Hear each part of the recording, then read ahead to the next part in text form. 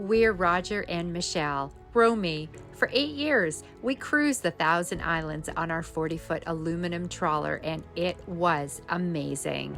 Now we're setting off on a new adventure, the Great Loop. So come aboard. Join us as we travel America's Great Loop and plan a hop over to beautiful Bahamas. In this episode, we see Chicago like only a boater can. We go through our first 2 Illinois locks. Roger makes a cable to safeguard our dinghy, and we travel the river to Ottawa.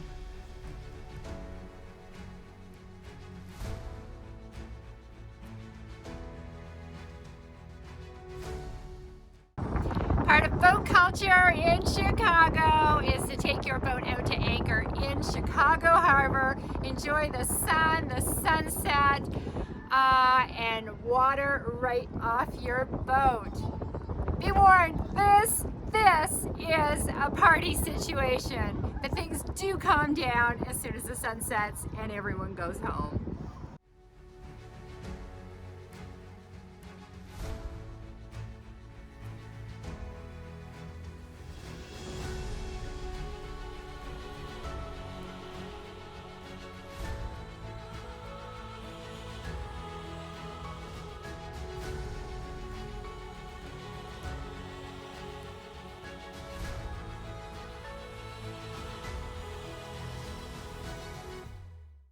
The Chicago skyline at night. It's like Christmas in August.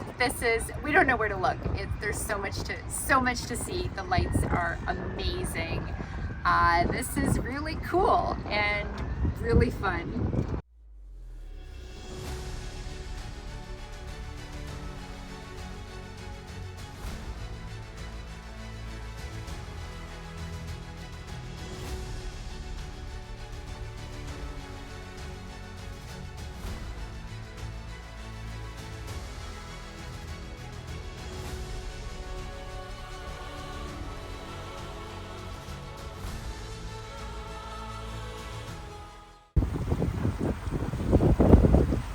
If you can see the lines hanging down, this is the Chicago lock. There are lines everywhere.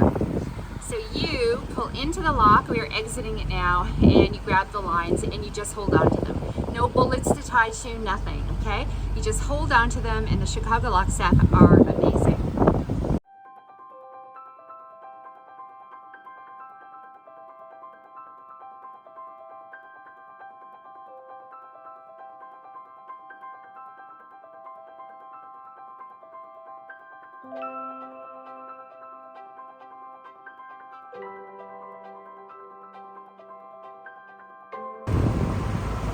Oh, this is fucking scary. We're short of these guys here, so. So scary. Well, I don't know if they go through that.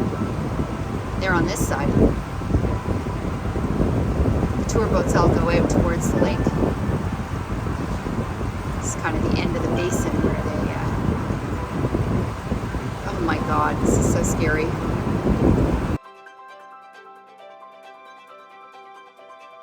That's a room.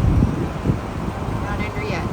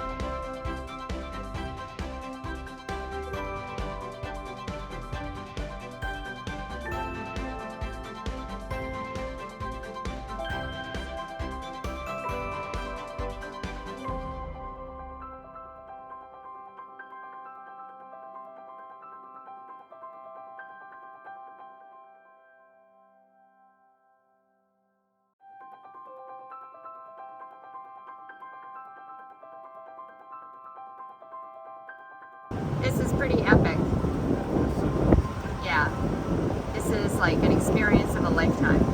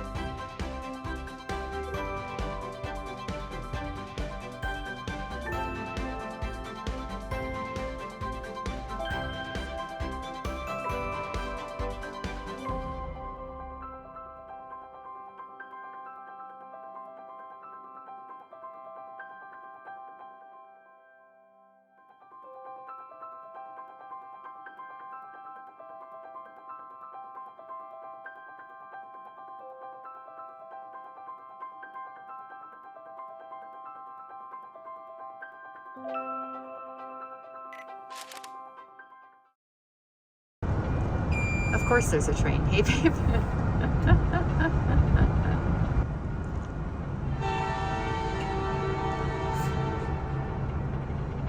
I would come down the Chicago lock in downtown Chicago early in the morning before the commercial traffic starts. All those ferries and tour, or I don't know if they're ferries, but all those tour boats. I would not want to be doing this with all that commercial traffic on through downtown. So I would time it bright and early, worth setting the alarm clock, in my opinion. And the sunrise reflects off the buildings, so it's a beautiful, beautiful, epic ride. This is an experience that we are going to remember this one forever. Chicago was incredible, but in real time, we have made it to Florida, where we're waiting for our weather window to hop over to the Bahamas.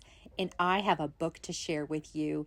A book I wrote on our journey to date because I want to encourage you to live your own Great Loop adventure. So I wrote Half Looped, the story of our loop halfway through America's Great Loop by Michelle Goldstone. In it, I tell you how we prepared and provisioned, what we did, exactly where we anchored, what was great, what was not, and even how much it cost us in the 6 months it's taken us to get here. Get your copy today, available on Amazon. A link is provided in the description.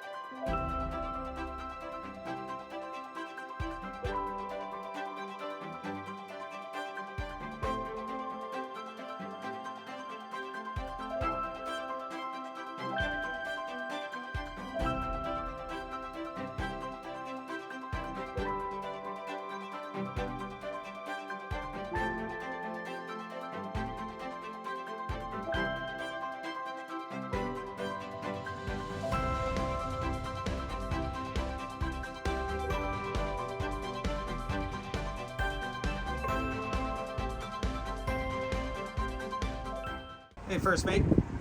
Hey. All right, so this is the ballard. That's what it looks like. So you come up with your line and you loop it over the top. And so I've got one end cleated here and the other end back here. Always under the railing. You don't ever want something over the railing. And why is that? I knocked something out of the window here. Sorry, I probably leaned against the screen.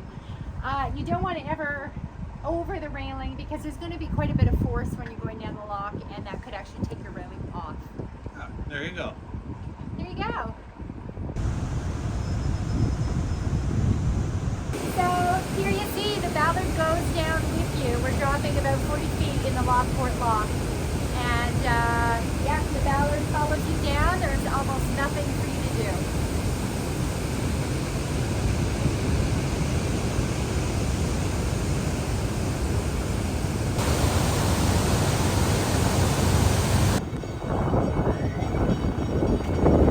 So here we are anchored in front of Dresden Island Lock, and that's because we are unfortunate enough to have a double down going down and a double coming up. In Canada, we call that a double-double. So it's going to be a while, probably a couple hours. So that's what you do. You drop the hook and keep an eye out. And we're really hoping that's it for the commercial traffic, and they can actually get us through in a couple hours. So patience, pack your patience. Pack your patience. You need patience. Yeah. Oh my God. So we anchored, and Roger's trying to bring that chain, trying to bring the anchor up. When we dropped it, it's somehow the chain got all twisted up around itself on the anchor, and the lock doors are opening. We think he's got it untwisted. Oh my God, he's a hero. He is a hero.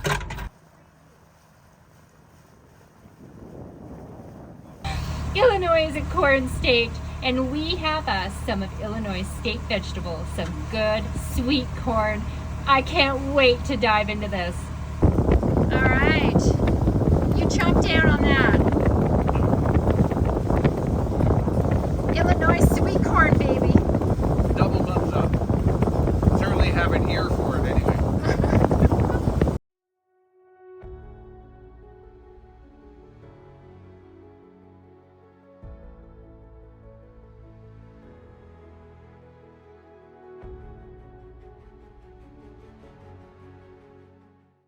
Well, here's pure Illinois popcorn, the state food, snack food, I guess.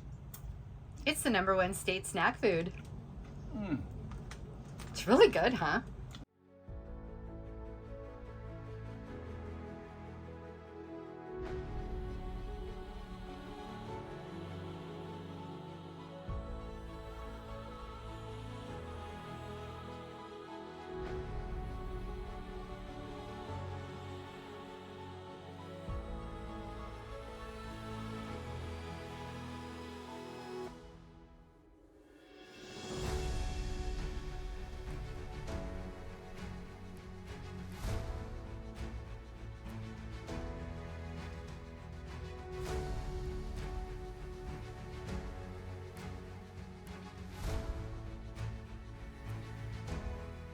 So it's hot. Like, we're both dripping in sweat. You're glistening. Literally dripping in sweat. It's well over 100 degrees. Yeah,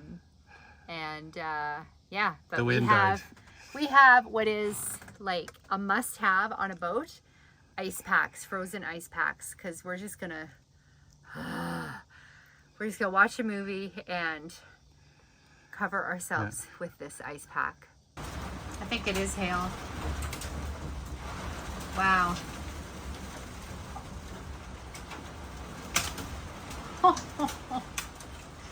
This is crazy. We can't see a thing outside.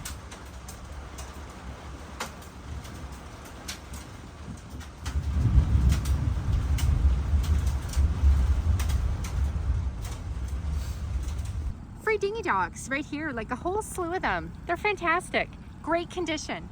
And the one we got out on, like not a bird poop to be had. I was pretty impressed. Yeah, and they're about 15, 20 feet long. So you're probably not parking your mothership, but all kinds of dinghy parking. Yeah, and it's right beside the town dock wall with 2 power pedestals. Impressive, Ottawa, really impressive.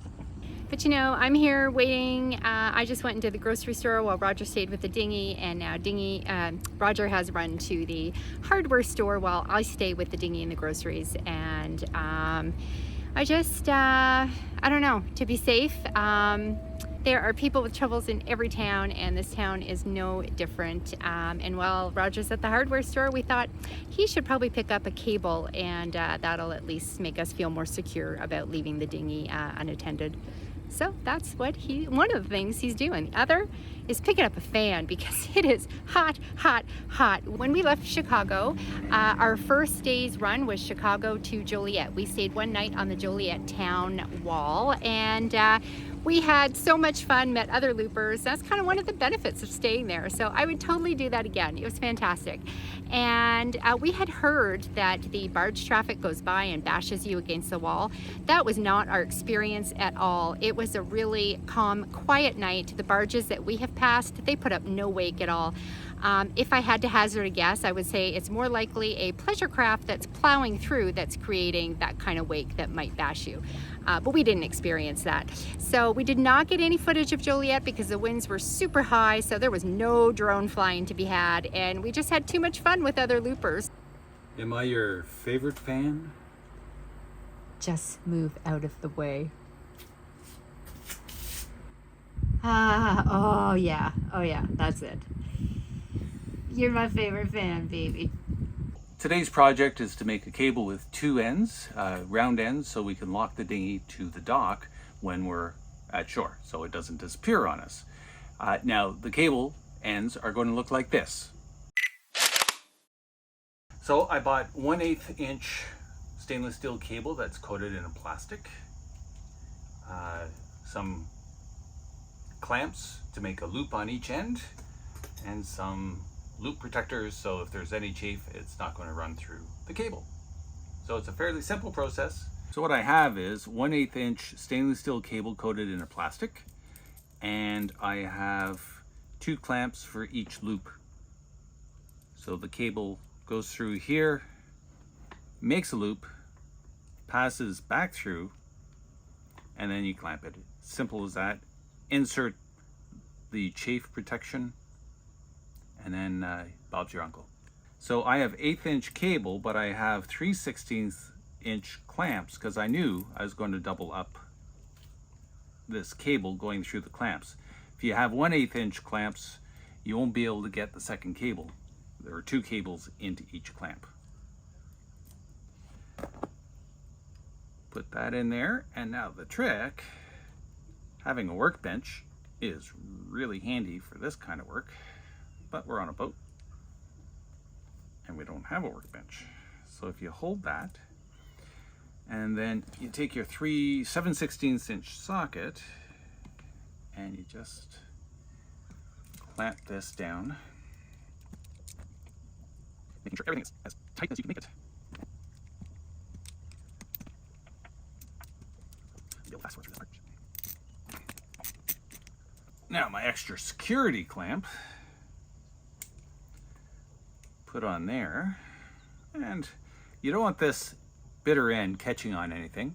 You could tighten it up like that, but then you'd have to do something with this. So I like putting it on the close to the end, and then you don't have to do anything with the end, and it's not going to hook on everything when you try to use it.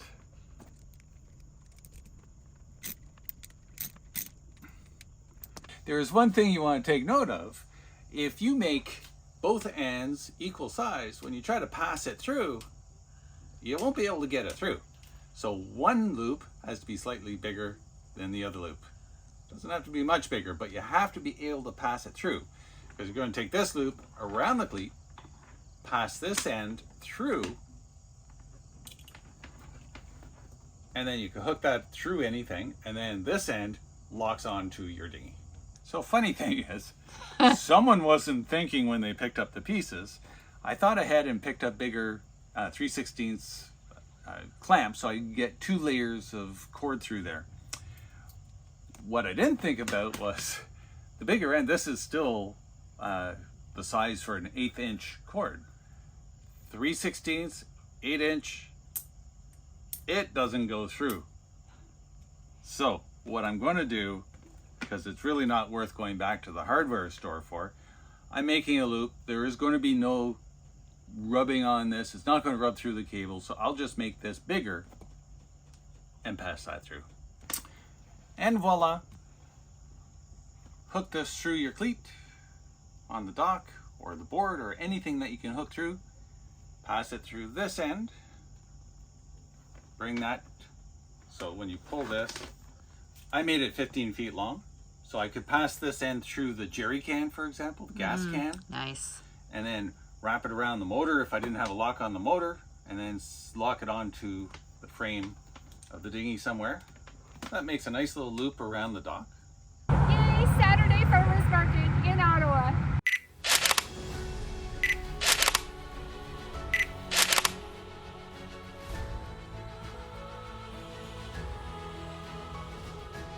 In the next episode, you never want to hear this on a boat. Our motor is dead.